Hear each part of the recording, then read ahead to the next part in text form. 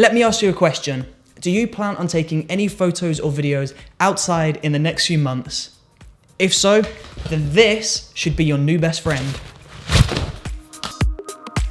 Hey, what's up? It's Chris from Brooker Films, and in today's video, I'm talking about one of the most important filmmaking and photography accessories that you should own, and that is a reflector. Now, you're probably wondering, what is a reflector and why do I need a reflector? If you're filming or taking photos outside, then you're going to have to use the natural daylight in order to take your photos. And this means if the sun is up there, for example, then your talent is going to get light on this side of their face, and then they'll be left with harsh shadows all the way on this side of the face, next to the nose, under the eyes, and this never looks pretty. If we were filming or taking photos indoors and you had shadows on one side of the face, then all you would need to do is add another light into the scene on this side of the face to fill in those shadows. But the problem is, if you're outside, you can't compete with the sun. You can't add another light into the scene to throw light onto the face, because you're really going to have a difficult time trying to find a light bright enough to balance out the light caused from the sun. So this is where the reflector comes into play. If we can't add lights, then we can just manipulate the light that we already have, i.e. the sun, and just bounce the light back up onto the face. So this is the reflector, and it's really small and really convenient to carry. And once you've taken this thing out of its bag, you just need to unfold the reflector.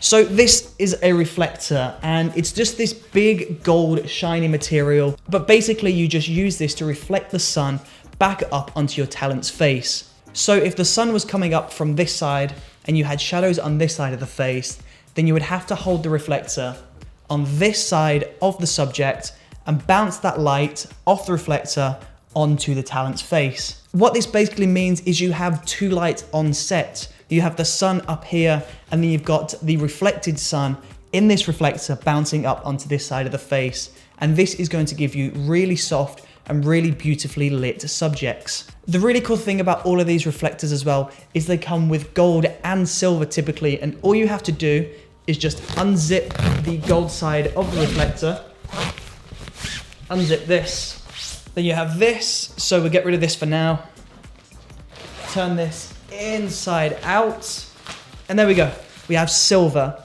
And the reason why you would use silver over gold is silver gives you a slightly cooler look. If you use the gold side of the reflector to reflect the light back onto your subject's face, then the light is going to be really warm, as if you were using a 3200 Kelvin tungsten light.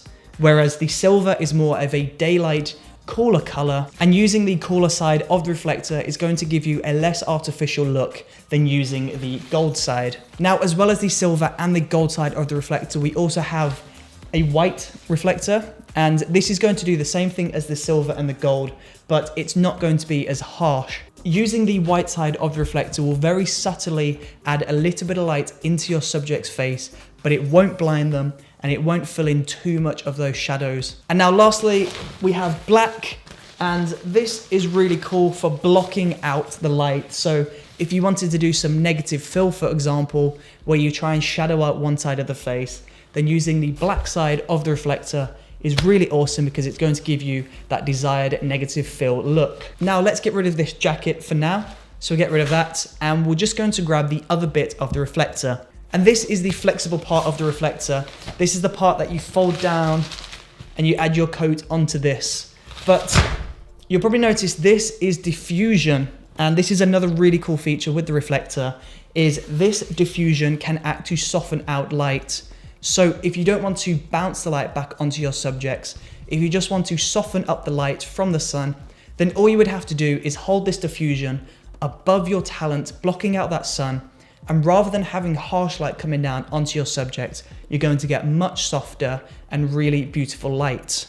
And there you go. This is the reflector. It's a really small, really easy, and really convenient way to add extra light into your scene.